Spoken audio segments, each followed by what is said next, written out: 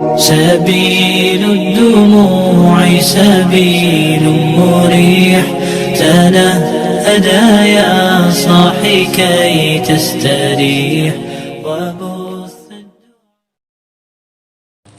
السلام عليكم ورحمة الله وبركاته.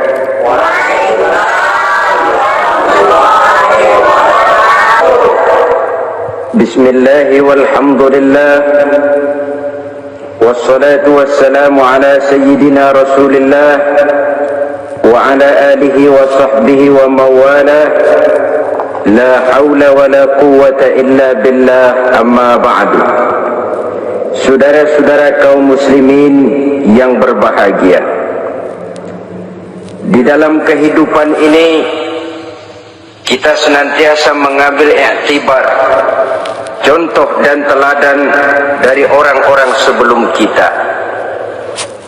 Itu sebabnya kepada baginda Nabi kita Muhammad sallallahu alaihi wasallam Allah Subhanahu wa taala menjelaskan cerita para nabi sebelum beliau dalam ayat "Tsumma naqussu 'alaika min amba'ir rusuli ma nusabbitu bihi fu'adak."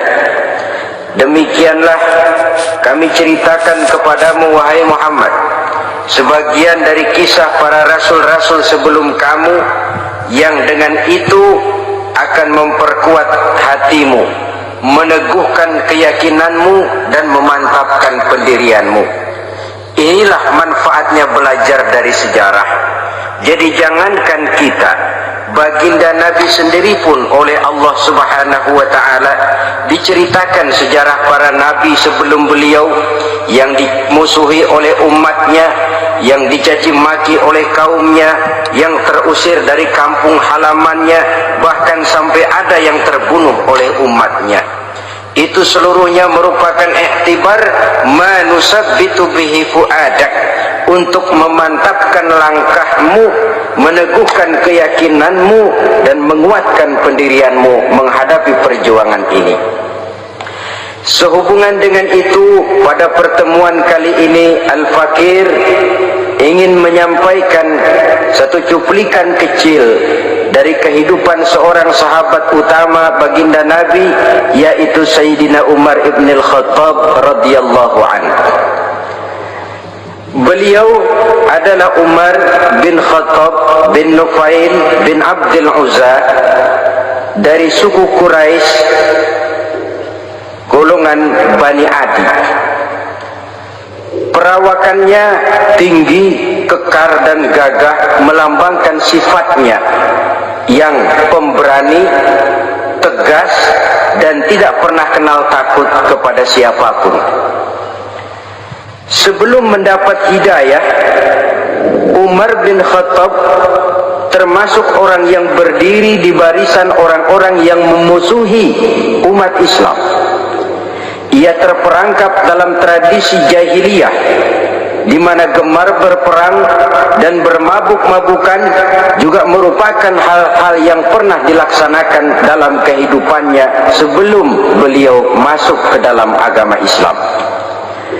Oleh karena itu, dalam kehidupan beragama, hidayah merupakan sesuatu yang penting.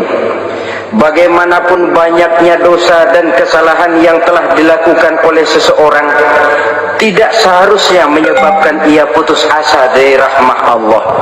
Sebaliknya, bagaimanapun banyak kebajikan dan kebaikan yang sudah dikerjakannya, tidak perlu membuat dia besar hati, puas, bangga, apalagi menjadi lalai karenanya. Sebab kita belum tahu akan bagaimana ujung perjalanan dari kehidupan kita ini. Saudara-saudara, kisahnya pun masuk Islam merupakan peristiwa yang menarik. Pada satu hari, dengan pedang terhunus, Umar bin Khattab menuju Darul Arqam, tempat di mana baginda Nabi biasa berkumpul dengan para sahabat. Melihat mukanya yang beringas, matanya yang nanar, orang sudah menyangka dan mengerti ini tentu akan terjadi pembunuhan. Dalam perjalanan menuju Darul Arqam, Umar bertemu dengan Nu'aim bin Abdullah. Nu'aim bertanya, ya Umar, mau kemana ente? Mau membunuh itu, si murtad itu kan? Si murtad yang mana? Yang mana lagi? Itu yang memecah belah kita, yang menghina berhala-berhala kita, yang menjelek-jelekkan nenek moyang dan keturunan kita. Siapa lagi kalau bukan Muhammad? Kata Nu'aim, Umar, enggak salah, tidak salah lagi. Salah Umar. Salah kenapa? Apa kamu enggak malu? Kamu mau pergi membunuh Muhammad, sementara adikmu sendiri Fatimah, dia sudah termasuk salah seorang pengikut Muhammad. Mendengar ini, muka yang memang tadinya sudah marah dan merah, tambah jadi kelabu. Bukan main mangkelnya Umar bin Khattab. Orang lain dia musuhi, orang lain dia kejar-kejar. Ini malah adiknya sendiri menjadi pengikut dari baginda Nabi. Tidak jadi menuju Darul Arqam, dia berangkat ke rumah adiknya Fatimah.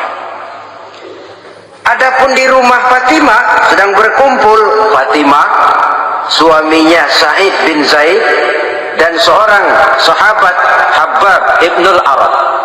Mereka sedang membaca Quran.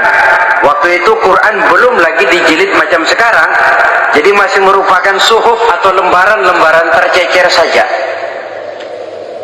Ketuk pintu, ya tentu tidak assalamualaikum karena dia belum Islam. Tok tok tok, siapa di luar? Umar. Mendengar suaranya saja, ini sahabat yang namanya Habbab ibnul Arad sudah lari ke belakang pintu, sambil komat kamit baca doa mohon diselamatkan oleh Allah.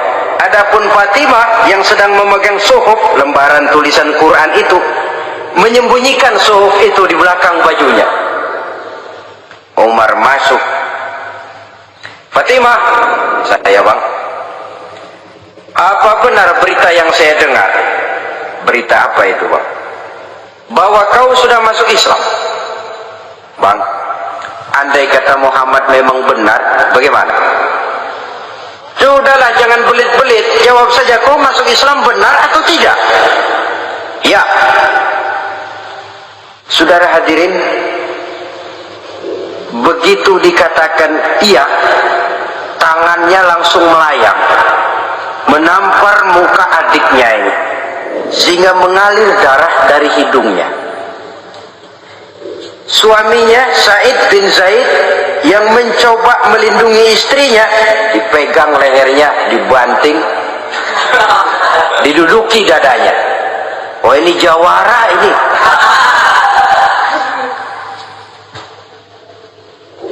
Namun pada saat sedemikian, suara kebenaran terpantul dari mulut Fatimah, adik dari Umar bin Khattab ini. Umar, apakah engkau memukul orang yang bersaksi bahwa tidak ada Tuhan melainkan Allah dan Muhammad Rasulullah? Apakah engkau menganiaya seseorang yang terpanggil untuk mengikuti kebenaran? Manusia macam apa engkau, Umar? Saudara, memang dia orang keras, tapi hatinya mudah menerima kebenaran, sehingga mendengar kalimat adiknya ini tercenung dia sejenak, melongo, bengong kata anak sekarang. Ini kalau tidak karena keyakinan yang mantap, tidak mungkin orang ini, anak adik saya ini bicara macam begini. Umar, mengapa engkau memukul orang yang bersaksi bahwa tidak ada Tuhan melainkan Allah dan Muhammad Rasulullah? Mengapa engkau pukul orang yang mengikuti kebenaran, menerima hidayah dari Allah? Begitu yakin dan mantapnya, walaupun di tengah satu hal yang sangat menakutkan. Siapa yang tidak takut orang Quraisy berhadapan dengan Umar bin Khattab yang dikenal sebagai singa padang pasir pada waktu itu? Malahan dia termasuk salah seorang jagoan di tradisi masyarakat jahiliyah itu. Ada satu pasar yang namanya pasar Ukaz. Tiap tahun di pasar itu diadakan pesta. Pertama pertandingan syair, jadi penyair waktu itu jadi kebanggaan. syair-syair yang menang itu digantung di dinding Ka'bah. Jadi setiap suku akan bangga kalau mempunyai ahli syair yang hebat. Nah, lalu diadakan juga lah perlombaan balap kuda, memanah, termasuk gulat. Lah Umar ini tiap kali pertarungan mesti menang. Belum pernah ada yang berhasil mengalahkan dia. Jawara.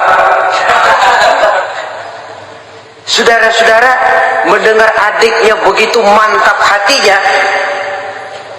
apalagi ketika adiknya berkata begitu, suhuf, lembaran yang disembunyikan di belakang bajunya tersembul. Apa yang kau sembunyikan di balik bajumu itu? Suhuf.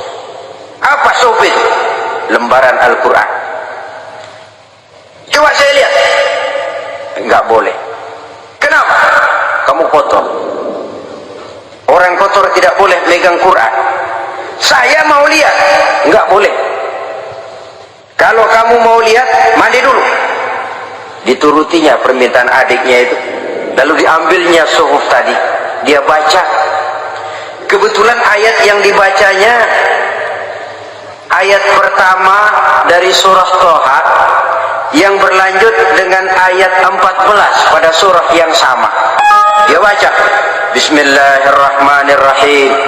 Toha ma anzalna ilaikal qur'ana litashqa illa tazkiratan liman yakhsha.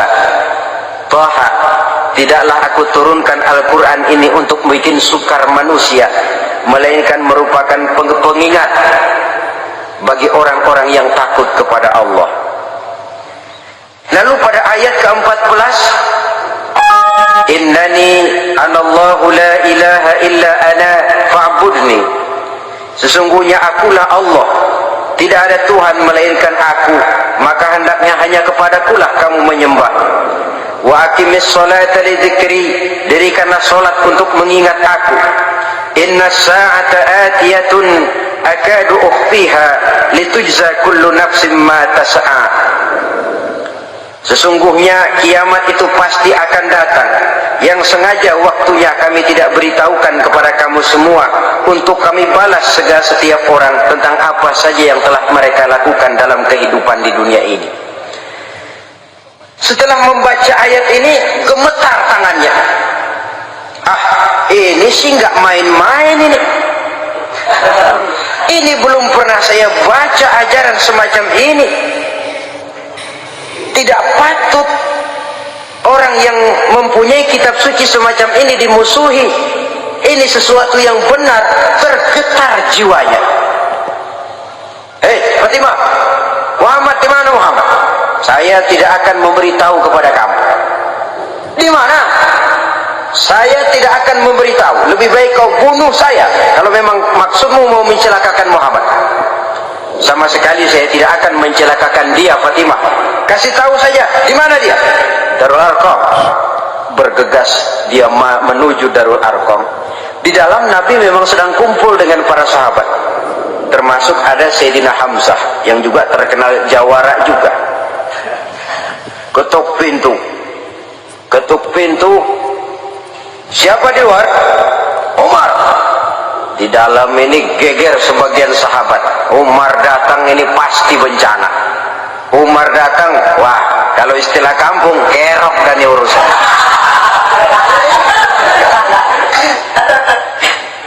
Tapi baginda Nabi menenangkan mereka.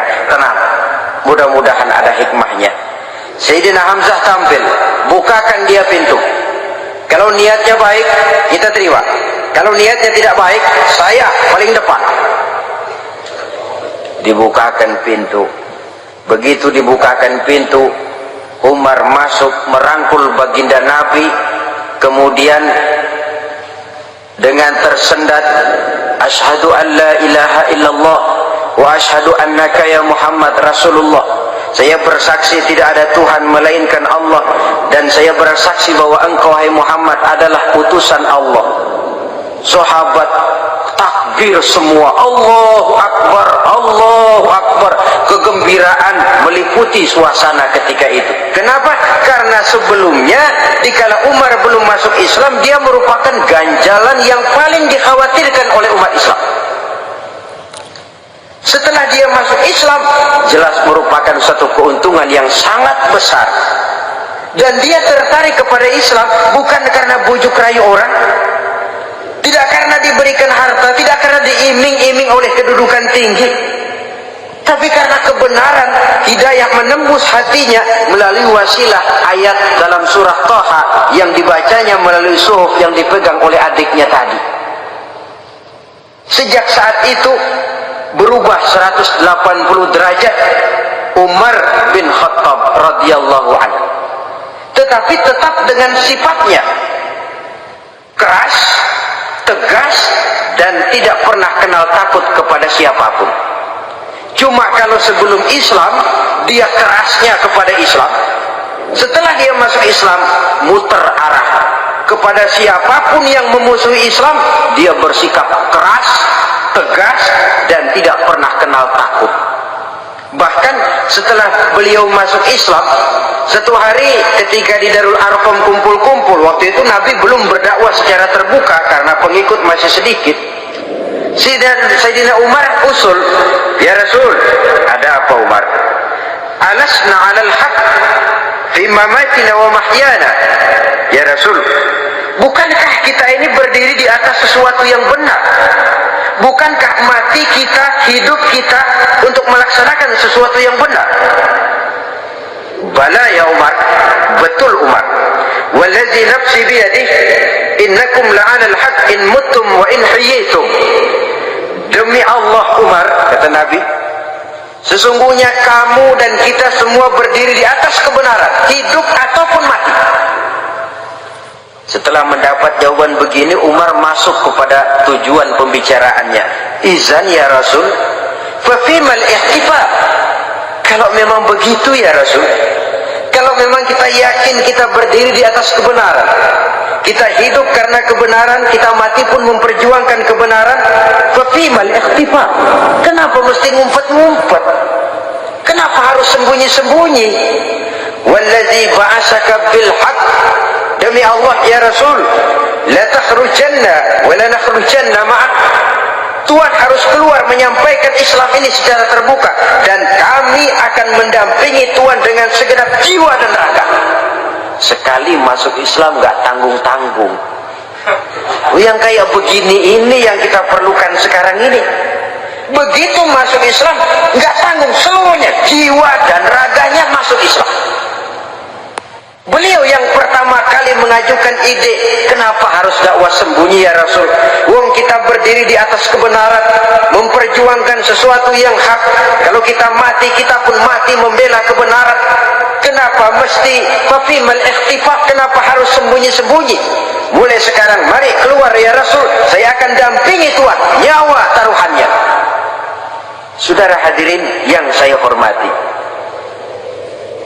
selalu dia tempat-tempat yang pernah dia melaksanakan maksiat sebelum dia Islam, selalu dia kunjungi, sampai dia berkata, tidak ada tempat yang pernah saya melakukan kesalahan sebelum saya Islam yang harus saya tutupi dengan kebajikan setelah saya Islam sekarang ini. Bahkan ada satu riwayat menjelaskan beliau itu yang tinggi badannya, kekar perawakannya, gemetar orang ngadepin dia. Tapi beliau sendiri sangat mudah gemetar kalau sudah mendengar ayat-ayat Allah.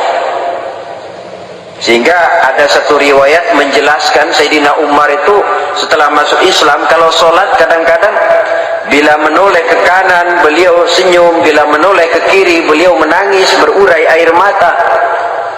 Ada orang bertanya, ya Umar, kenapa menengok ke kanan kau senyum, ke kiri kau menangis? Itulah kalau saya ingat jahilnya saya sebelum Islam.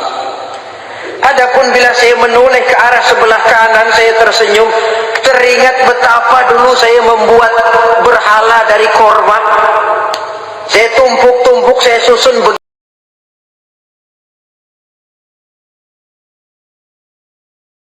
begitu rupa. Setelah saya sembah, saya makan itu korma.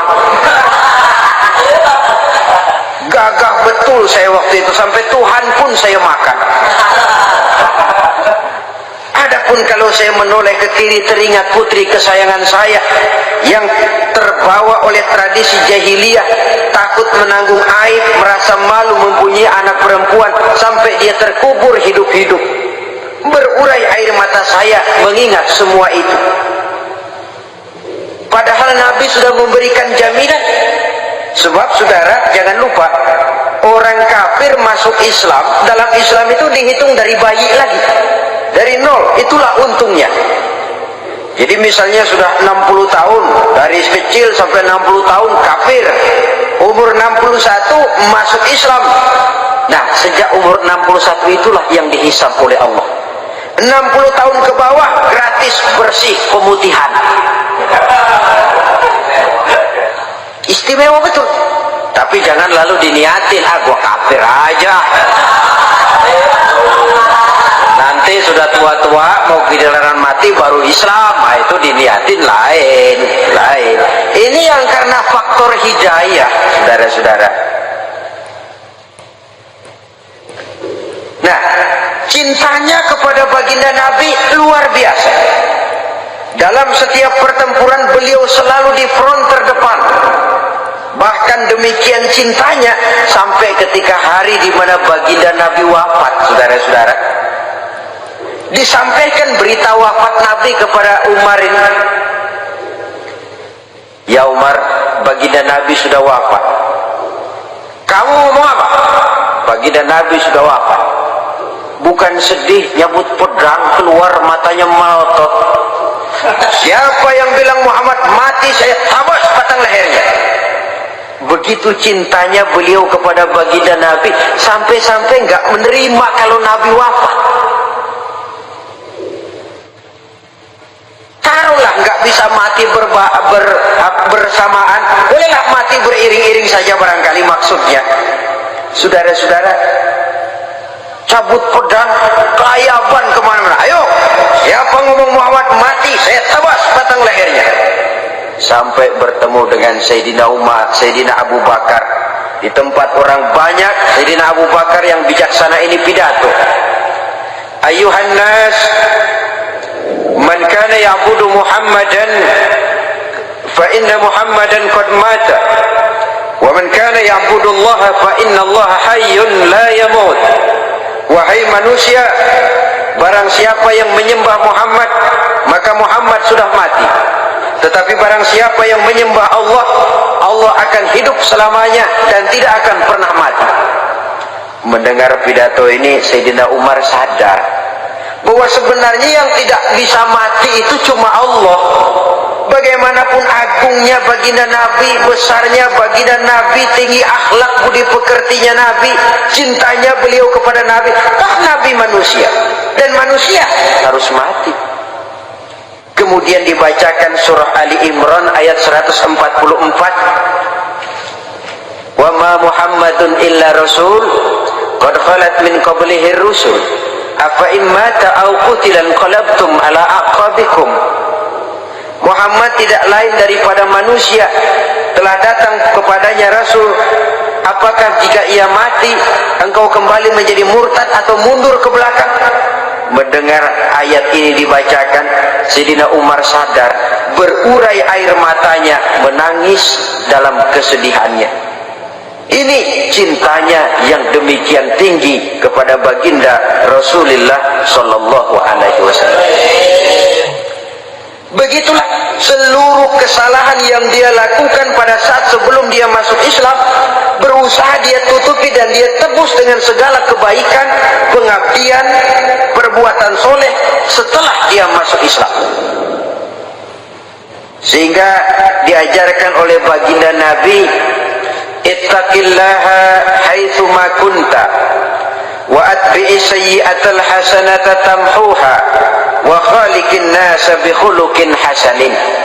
Bertakwalah kamu kepada Allah, kata Nabi, dimanapun saja kamu berada.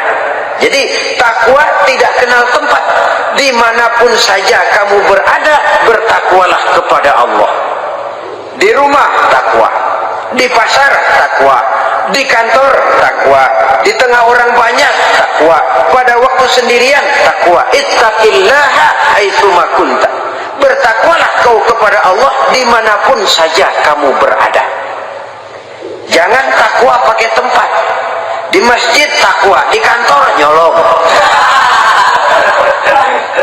Itu tidak haitsu makunta yang diajarkan oleh Nabi. Dimanapun kamu berada, bertakwalah kepada Allah. Wa atbi'i sayyi'atal hasanah tamhuha, dan iringi perbuatanmu yang salah dengan kebaikan.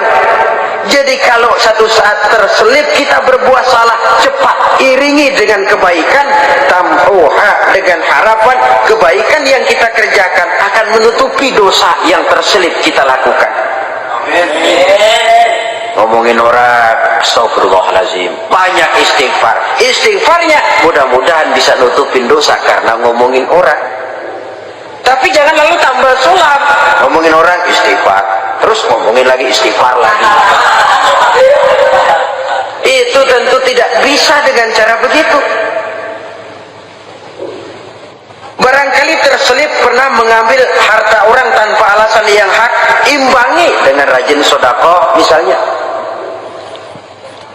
Barangkali pernah menyakiti hati orang, imbangi dengan perbuatan yang bisa menyenangkan hati orang lain. Itu namanya mengiringi perbuatan yang bersifat salah dengan kebajikan. Ini yang dilakukan oleh Sayyidina Umar. Setiap pelosok hampir dia datangi, tempat-tempat di mana dia pernah melakukan kesalahan sebelum Islam, di sana dia tegakkan kebajikan dan kebaikan. Kegagahannya, keperkasaannya, keberaniannya sepenuhnya bulat-bulat sudah diwakafkan untuk kepentingan Islam. Saudara hadirin yang saya hormati, diperlukan orang-orang yang punya keberanian macam Sayyidina Umar. Berani karena panggilan hidayah, bukan berani babi. Babi berani juga babi, cuman nyeruduk. Artinya berani yang tanpa pertimbangan. Berani yang tanpa pertimbangan pada akhirnya akan menyulitkan kita sendiri. Beliau gagah, beliau berani, beliau punya kekuatan, beliau punya wewenang, dan itu dimanfaatkannya untuk menjadi backing baginda Nabi kita Muhammad sallallahu alaihi wasallam. La takhrujanna wa la nakhrujanna ma'ak ya Rasul. Rasul, keluar, sampaikan dakwah secara terbuka. Saya akan mendampingi Tuhan. Jika ada yang ganggu Tuhan, saya paling depan. Backing yang mendampingi Rasul untuk menyampaikan risalah Islamiyah ini. Saudara hadirin yang saya hormati, wa khaliqin nasa bi khuluqin hasanin, kata Nabi, dan pergaulilah manusia dengan akhlak yang baik, karena dengan ini kau bisa mengambil hati orang. Dalam hadis lain katakan, innakum la tas'una an-nasa bi amwalikum walakin yas'uhum minkum bastul wajhi wa husnul khuluq. Kamu tidak akan bisa menyenangkan orang banyak dengan hartamu, tapi kamu bisa ambil hati mereka dengan budi pekerti yang luhur dan muka yang manis. Dengan harta belum tentu kita bisa menyenangkan semua orang, tapi budi pekerti yang luhur, muka yang manis, itu yang akan bisa membuat kau menyenangkan orang banyak.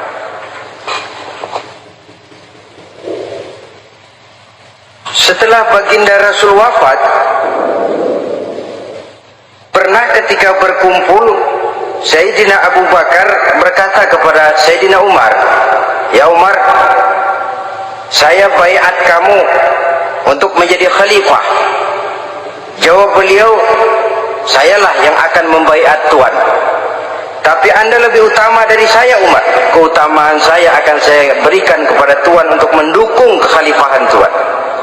Di sini kelihatan wataknya yang tidak ambisius, gagah, berani, perkasa, tapi tahu diri, nggak nyelonong, tidak menggunakan kekuasaannya, kegagahannya untuk maksud yang sewenang-wenang. Oleh karena itu setelah Sayyidina Abu Bakar wafat, beliau dilantik menjadi khalifah. Keluarlah pidatonya yang terkenal, ayuhan nas, inni qad wullitu alaikum walastu bi khairikum. Hai manusia, aku telah dipilih menjadi pemimpin kamu, padahal aku bukanlah orang yang terbaik di antara kamu. Kalau tidaklah karena aku melihat keutamaan, keteguhan yang dapat melindungi kalian, berat rasanya aku memikul amanah ini. Sebab apa? Alangkah beratnya menunggu datangnya perhitungan di akhirat nanti terhadap Umar.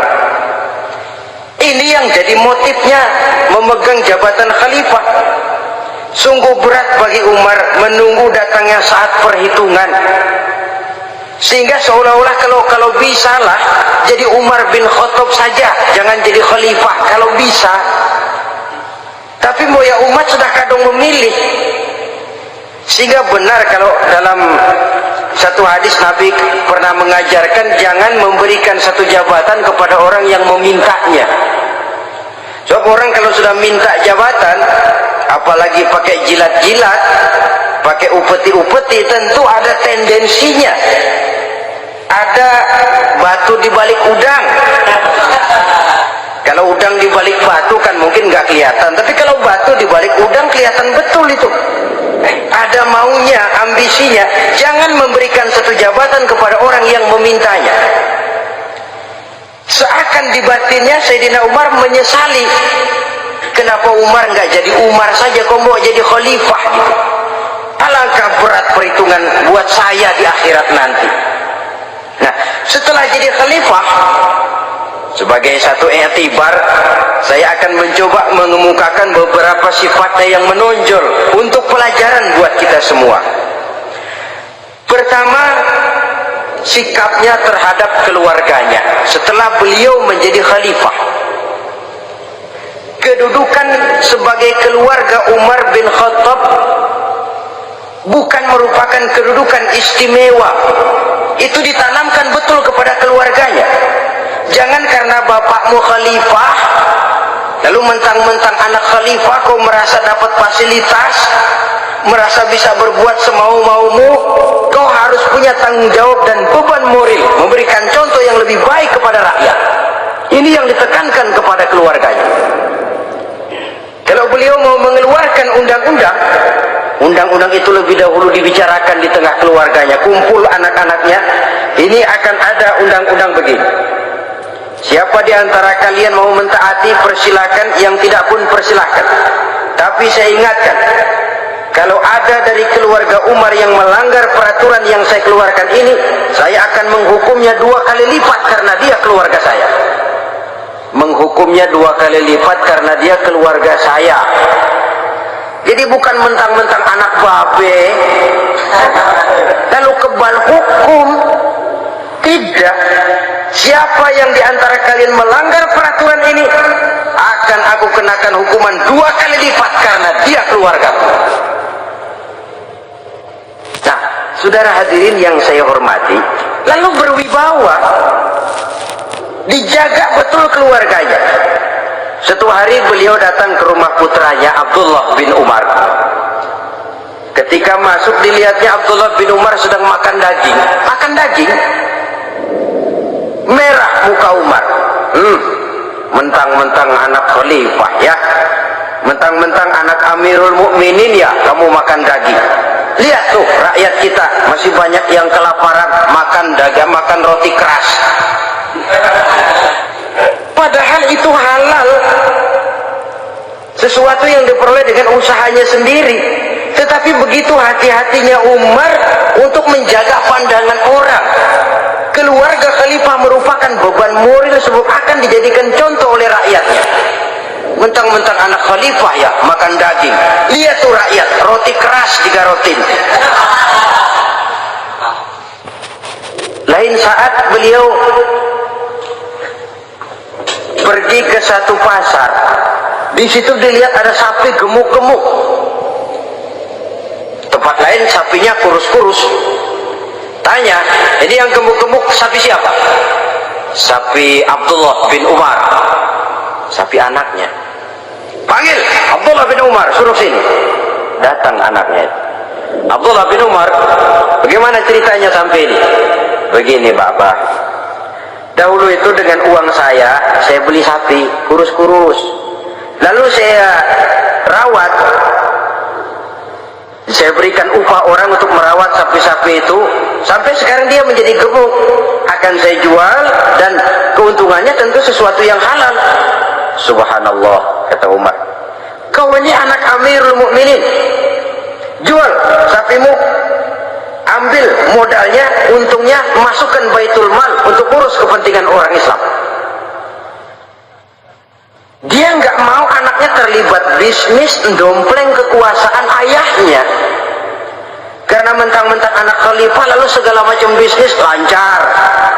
Orang takut karena apa? Anak babe. Ada lagi.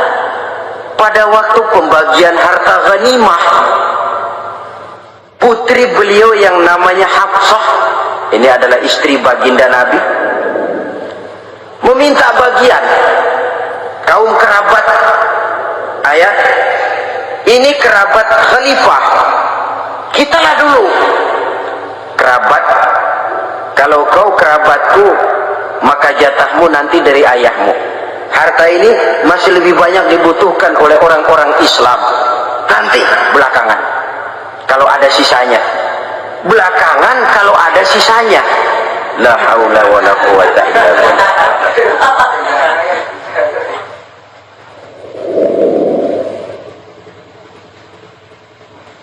Saudara hadirin, itu terhadap keluarganya. Kemudian apa sifat-sifat yang menonjol dari kepemimpinannya? Pertama, kesederhanaannya. Beliaulah satu-satunya khalifah Amirul Mukminin, setingkat presiden kalau sekarang, yang punya jubah cuma 2 dan 1 pun punya anaknya. Tambelan lagi. Pernah sholat Jumat terlambat. Beliau naik mimbar untuk khutbah, sebelumnya minta maaf dulu. Saudara-saudara, maaf saya terlambat nungguin baju kering. Seorang khalifah nungguin baju kering. Sederhana dalam kehidupannya. Mari kita ambil satu cerita lagi. Pada waktu beliau jadi khalifah, yang diangkat jadi gubernur di Mesir adalah Amr bin As. Amr bin As hidupnya lebih mirip kaisar. Istananya besar, pakaiannya bagus-bagus. Nah, yang paling mengganggu pikiran Amr bin As, di sebelah istananya ini ada gubuk reok kepunyaan orang Yahudi lagi. Ini nggak pantas bener, masa di samping istana gubernur ada gubuk reot. Orang Yahudi lagi yang punya. Ini mesti udah bikin saja rencana, panggil dinas tata kota, bikin planning. Di sini mau dibangun masjid, proyek negara. Bikin gambarnya, susun anggarannya, tender. Saudara-saudara, si Yahudi yang punya gubuk reot dipanggil. Yahudi, ada apa, Pak? Kamu tahu nggak? Enggak. Iya, memang belum saya kasih tahu.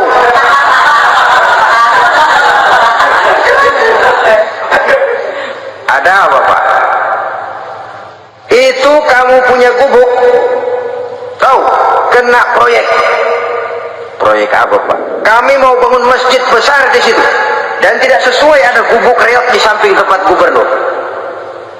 Jadi maksud Bapak, gubukmu, tanah-tanahnya mau saya bebaskan, saya beli. Enggak mau, Pak, saya enggak mau jual. Saya bayar 2 kali lipat, enggak mau. 3 kali lipat, 6 kali lipat juga enggak mau, Pak. Saya dari muda peres keringat banting tulang cuma segitu-gitunya, Pak, tempat saya tinggal. Gubuk reot sama tanahnya sedikit, makmur saya, Pak, cuma rumah sama sumur.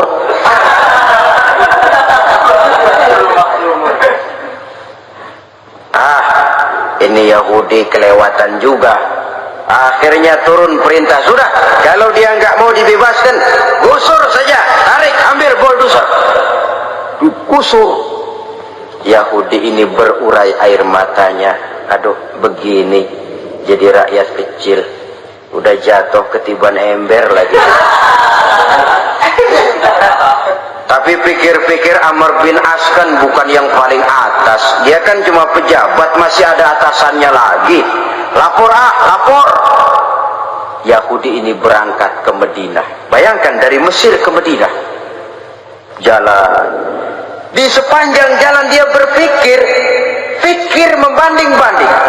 Kalau gubernurnya saja istananya begitu mewah, apalagi khalifahnya. Kalau gubernurnya galak main gusur, apalagi khalifahnya. Dan saya bukan orang Islam, apa dia lemin ngadu? Apa dapat tanggapan? Berangkat dia sambil harap-harap cemas. Sampai di pintu kota Madinah, dia temui orang lagi tidur di bawah pohon korma. Selamat siang Pak. Ada apa? Pak. Apa? Mau lapor. Lapor apa? Bapak tahu Khalifah Umar bin Khattab? Tahu? Istananya di mana Pak? Istananya di atas lumpur. Di atas lumpur. Di atas lumpur. Pengawalnya banyak. Siapa Pak? Yatim piatu, janda-janda tua, orang-orang miskin, orang-orang lemah, itu pengawalnya. Pakaian kebesarannya apa sutra apa Pak? Pakaian kebesarannya malu dan takwa. Saya nggak ngerti Pak. Itulah Umar bin Khattab. Lalu orangnya sekarang di mana Pak? Di depan ente. Rupanya yang dia tanya itulah orangnya. Gemeter Yahudi ini, keringat bercucuran. Coba, istananya di atas lumpur. Sebab beliau berprinsip, bagaimana saya bisa menghayati nasib rakyat kalau saya tidak merasakan apa yang mereka rasakan? Bagaimana saya nggak bisa tahu sakitnya lapar kalau saya belum pernah kelaparan? Itu prinsipnya. Istananya di atas lumpur. Para pengawalnya yatim piatu, janda-janda tua, orang-orang miskin, orang-orang lemah dan tidak mampu. Dan pakaian kebesarannya malu dan takwa. Kamu dari mana? Dari Mesir Pak. Ada apa? Mau laporan gubernur Bapak di Mesir yang namanya Amr bin As. Kenapa? Main gusur aja Pak. Ceritanya, iya dia mau bangun masjid. Kebetulan di areal itu saya punya tanah sama gubuk segitu-gitunya. Saya nggak mau dibeli, digusur Pak. Saya mau mencari keadilan. Begini, kamu lihat tempat sampah itu, lihat. Di situ banyak tulang. Coba kamu ambil kemari satu, tulang unta, bawa sini. Bingung Yahudi. Pak, saya kemari mau cari keadilan. Kalau tulang mah di Mesir juga banyak Pak. Sudahlah, pokoknya kau ambil saja tulang itu. Coker dapat, dikasih. Tulang itu digaris lurus oleh Sayyidina Umar dengan ujung pedang. Nah, kau bawa kepada Amr bin As. Makin bingung itu Yahudi. Suruh bawa tulang cuman digaris. Nanti saya ngomong apa Pak? Sudahlah, kasih saja. Pulang dia. Sampai di Mesir, Tuan Gubernur, ada apa? Saya baru menghadap Khalifah. Kemudian beliau sampaikan ini, dikasih tulang. Amr bin As melihat tulang ada goresan lurus dengan ujung pedang, gemetar, badannya keluar keringat dingin, panggil kepala proyek, proyek batal, masjid nggak jadi didiriin, itu gubuk Yahudi diriin lagi. Ini Yahudi makin bengong, ini gubernur dapat tulang doang segitu takutnya.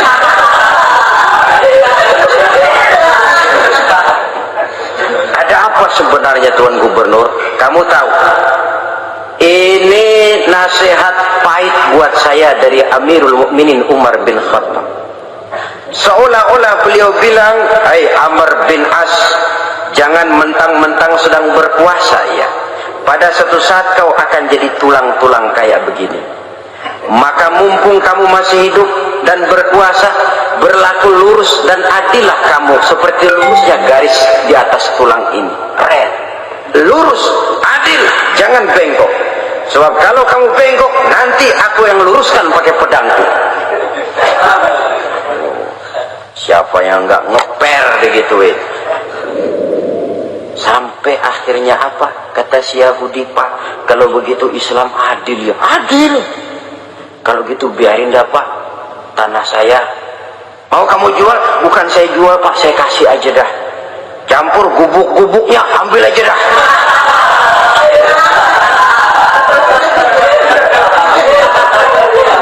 Masuk Islam si Yahudi ini oleh karena keadilan dari Umar bin Khattab. Begitulah kesederhanaan hidupnya. Sampai saudara, yang ironi betul, pernah Utsman bin Affan, Ali bin Abi Thalib, Thalhah dan Zubair kumpul mendengar berita bahwa Sayyidina Umar ini punya hutang. Bayangkan, seorang khalifah untuk melangsungkan hidupnya sampai punya hutang. Padahal Baitul Mal di bawah kekuasaannya. Berunding Utsman, Ali, Thalhah, Zubair. Kalau kita langsung ngomong sama Umar nggak enak dong, dia nggak bakalan terima. Lewat putrinya aja, Hafsah. Baik, Hafsah ngomong sama Umar, Abah, kenapa? Bagaimana kalau honor Abah ditambah, ditingkatkan supaya hutang bisa ketutup? Hafsah, saya Abah. Siapa yang nyuruh kamu ngomong begitu? Enggak ada. Ada. Saya tahu ada ini. Kalau nggak ada, kamu nggak mungkin ngomong begitu. Tapi orangnya kalau saya tuntut, mereka mungkin nggak mau. Sekarang saya mau tanya Hafsah, kau kan istri Rasul, betul?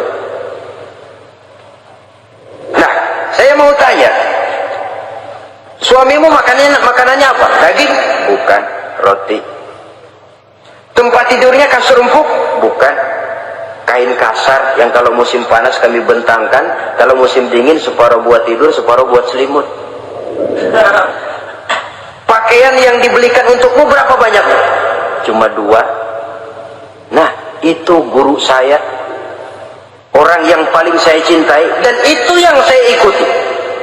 Bahkan setelah beliau wafat, Sayyidina Umar ini hutangnya ditanggungkan kepada anaknya Abdullah bin Umar, dan itu pun dilunasi dengan menjual rumahnya, sehingga rumahnya itu disebut Darul Qadha, rumah bayar hutang. Begitu kesederhanaannya. Jadi nggak pakai aji mumpung jadi khalifah lalu kayak ikan gurita, tangan yang mana aja megang. Itu kan mental monyet. Monyet itu kan begitu, tangan megang kiri kanan, mulut ngawal, kaki megang, temennya dikasih masih ngerampas juga. Monyet rakus betul itu. Itu kesederhanaannya. Kenapa kesederhanaan ini timbul? Karena sikap zuhudnya. Zuhud itu tarkud dunia li ajlil akhirah. Orang yang mengambil dunia hanya yang diperlukan dengan lebih mengutamakan kehidupan akhirat. Watak zuhudnya yang sangat menonjol. Dialah pahlawan yang paling berani di medan perang. Dialah imam yang paling khusyuk di masjid, dan tidak jarang kalau sholat sendiri, begitu membaca ayat yang menceritakan neraka, nangis berurai air matanya. Saudara hadirin ma'asyiral muslimin rahimakumullah. Jadi kesederhanaan dan kezuhudan ini bukan lewat teori disampaikan oleh Umar, bukan lewat penataran seluruh aparat, tidak, lewat contoh konkret. Inilah saya, contoh sederhana dan zuhud. Bagaimana saya akan bisa merasakan penderitaan kalau saya sendiri tidak menderita? Bagaimana saya akan tahu sakitnya lapar kalau saya belum pernah kelaparan? Maka tanpa penataran, tanpa upgrading segala macam, berhasil karena prinsip keteladanan. Beliau jadi contoh utama. Dan sumber utamanya tentu tidak lain karena contoh dari baginda Nabi besar Muhammad sallallahu alaihi wasallam. 2, sederhana. Yang kedua, zuhud. Yang ketiga, sifat yang menonjol dari kekhalifahannya adalah adil. Kalau sudah bicara soal hukum, dia tidak pernah kenal kompromi. Adalah seorang pemuka Nasrani masuk Islam, namanya Jabalah bin Aiham. Ketika dia bikin haji, kain ihramnya keinjak orang Arab yang hitam, Badui. Jengkel, dia merasa bekas toko, enak aja nih orang udah jelek nginjak lagi. Ditempeleng orang tadi. Orang ini lapor kepada Umar. Panggil Jabalah bin Aiham. Panggil. Kau ditampar? Betul Khalifah. Tampar dia. Tampar lagi. Dipukul orang itu di depan Sayyidina Umar.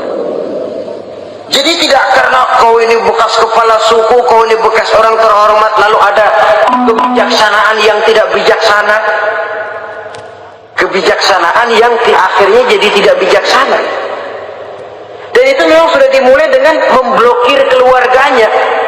Tidak satu keluarganya pun yang boleh mempunyai perasaan bahwa menjadi keluarga khalifah merupakan fasilitas dan keuntungan. Kau jangan makan di atas punggungku, kau jangan menikmati fasilitas di atas keringatku. Dan tidak ada keinginan mewariskan jabatan khalifah kepada anak-anaknya. Pernah beliau musyawarah, saya bingung, kenapa khalifah? Gubernur Kufah ini sulit nyari orang. Diangkat yang lemah, rakyat ngeluh. Diangkat yang keras, rakyat juga ngeluh. Ada calon khalifah, kalau ini mah nggak salah lagi nih buat gubernur Kufah. Siapa? Abdullah bin Umar, anak beliau sendiri. Melotot matanya. Jangan macam-macam kau. Cukup satu orang Umar memegang jabatan. Kalau berhasil, kami keluarga Umar sudah merasakannya. Kalau gagal, cukup kegagalan seorang Umar. Tidak berusaha mengorbitkan anaknya, wah anak babe diangkat jadi anu, tidak, malah diblokir, cari yang lain. Tapi Abdullah bin Umar cukup syarat ya khalifah, dia orang bertakwa dan soleh. Yang takwa dan soleh bukan cuma anak Umar, anak orang lain juga banyak yang takwa dan soleh. Itu prinsipnya. Sehingga ketegasannya ini membuat orang jadi sungkan. Dan tidak seorang pun berani kirim-kirim upeti hadiah. Pernah itu ada pejabat dari Azerbaijan kirim makanan, kue, mending apa? Kue. Itu dicicipi enak. Enak juga ya kue ini. Enak khalifah. Ini di sana apa makan rakyat biasa? Bukan, ini makanan orang-orang fit. Nah, dibungkus lagi itu kue. Dibungkus. Ontamu mana? Di luar. Ambil, bawa pulang, serahkan lagi kepada gubernur di sana, kasih tahu salam dari Umar bin Khattab. Kenyangkan dulu rakyat dengan makanan seperti ini. Kita belakangan. Jadi kalau rakyat lapar, saya orang pertama yang akan merasakan kelaparan. Tapi kalau rakyat makmur, biarlah saya menjadi orang terakhir yang kenyang. Kan bagus prinsip itu. Jikalau rakyat kelaparan, saya akan jadi orang pertama yang merasakan lapar. Tapi kalau rakyat makmur, biar saya jadi orang terakhir yang kenyang. Jangan dibalik. Pada saat rakyat kelaparan, dia kekenyangan. Dan selanjutnya, sikap keadilannya ini, saudara-saudara, menyebabkan hukum lalu jadi berwibawa. Pernah beliau jalan-jalan di lorong kota Madinah, di tempat yang namanya Haram bersama Aslam. Ada ibu-ibu, anaknya nangis, lapar ma, sabar dikit lagi mateng gitu. Emang tuh ibu lagi ngerebus, bunyi air ngegulak, luguk. Umar lihati dari jauh, belum juga mateng. Nih anak dari nangis, lapar, sampai capek nangis, sampai tidur.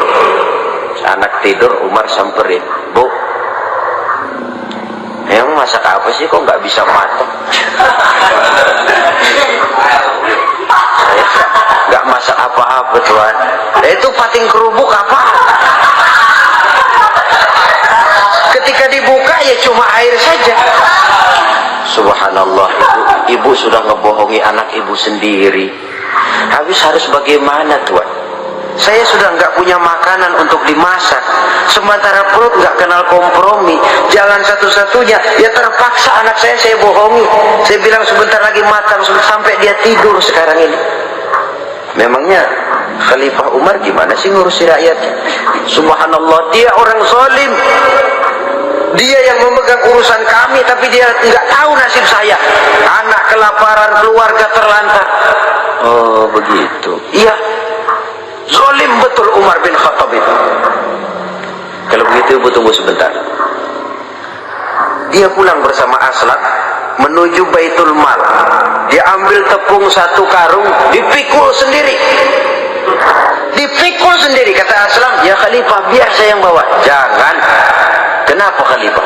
Apa kau kira kau sanggup mikul dosa saya di akhirat nanti? Biar saya yang mikul sendiri.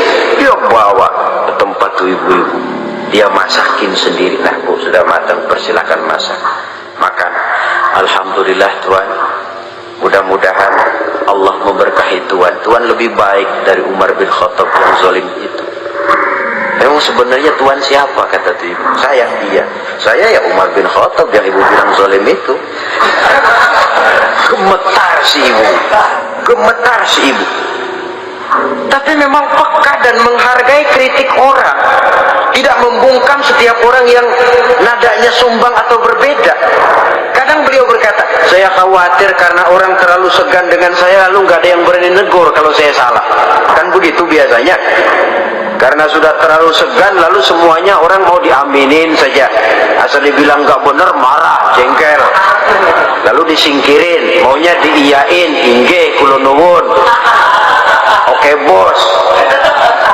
Beliau bilang, saya khawatir kalau tidak ada orang yang mau menegur kesalahan saya jika saya terlanjur nanti.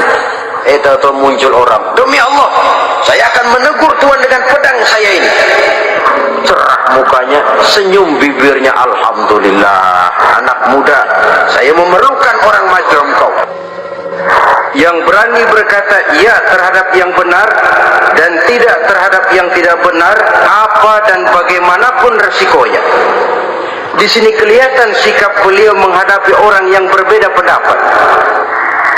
Keadilan, keberanian dan ketegasan, cepat menerima kebenaran merupakan serentetan dari sifat-sifat utama beliau sejak masuk Islam sampai menjadi khalifah yang kedua. Bahkan dengan jasa beliau, Islam kemudian tersebar menembus dinding Jazirah Arabia, memasuki Bizantium dan Persia, sehingga beliau juga dikenal sebagai periode Al-Futuhat Al-Islamiyah. Nah, saudara-saudara, inilah cuplikan kecil dari kehidupan seorang agung dan besar yang memang sangat terbatas kata-kata untuk melukiskan kebesaran itu. Namun yang secuplik ini mudah-mudahan menjadi sumbangan moral dalam rangka kita memperbaiki diri menuju kehidupan yang lebih baik. Terima kasih banyak atas segala perhatian. Mohon maaf atas segala kekurangan. Usikum wa nafsi bitaqwallah. Wassalamualaikum warahmatullahi wabarakatuh.